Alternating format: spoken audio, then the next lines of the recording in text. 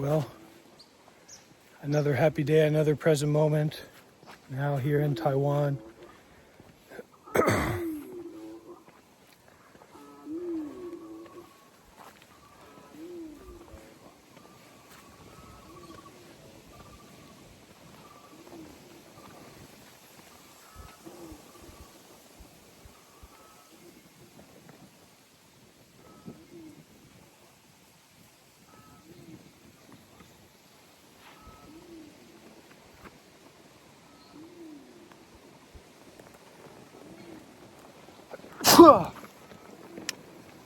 I was walking in the forest and I heard the sounds of Buddhist chanting, and I don't know, I was inspired to just follow.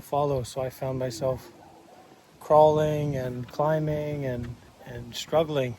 You can see my feet are all covered in these pines and these sticks, and going through thorns and ropes, and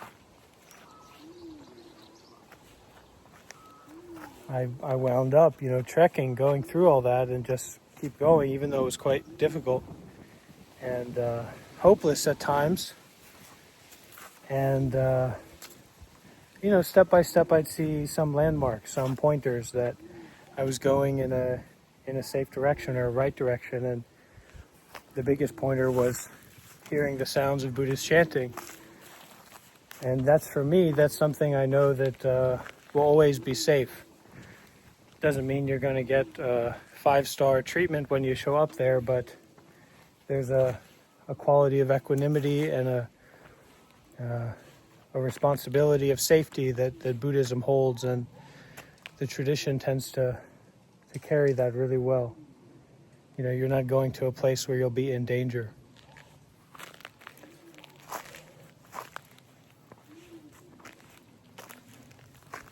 And so from the forest, from not knowing and just following and kind of seeking, I find myself to be here in a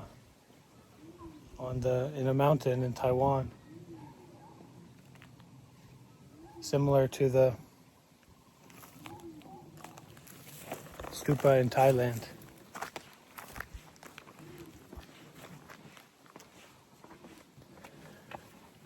So it's been a really big time for me these past 32 years, and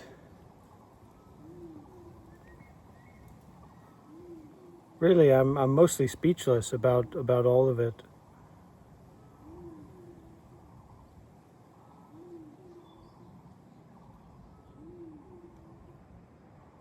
Like right now, if I want to represent myself and my experience, there's an intention to share, I feel. But mostly the heart's beating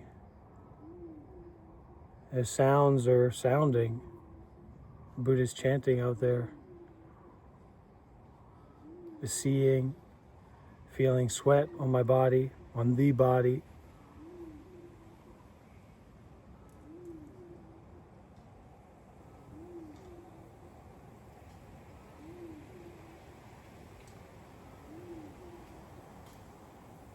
So looking I think for me it brings up free will, like free will and the ego.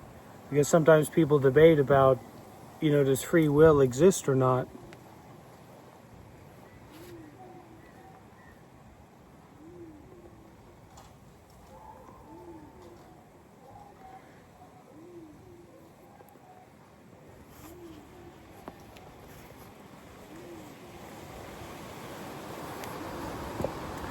That's like a big philosophical question, even for people who don't have any idea or really interest in philosophy.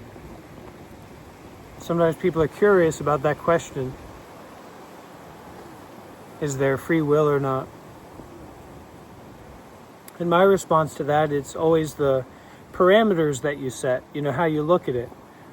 If you look at it as a person in a scope of time that can choose this or this, well, there's your free will.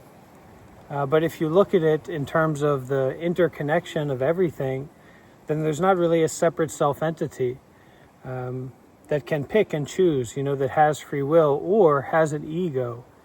So I've been accused, I've been pointed at many times, mostly myself pointing at myself about having this ego. And I wonder where the ego is when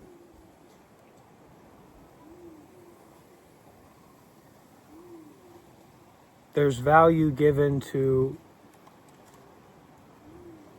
this direct experience that's not based in thought and not based in time.